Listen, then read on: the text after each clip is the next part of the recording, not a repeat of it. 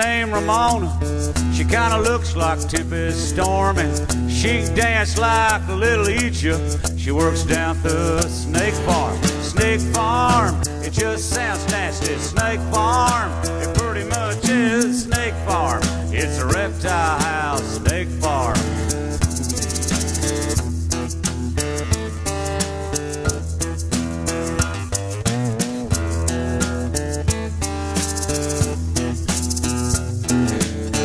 Ramona's got a keen sense of humor. She got a tattoo down her arm. It's of a python eating a little mouse, wearing a sailor hat that says Snake Farm. Snake Farm, it just sounds nasty. Snake Farm, it pretty much is Snake Farm. It's a reptile house, Snake Farm.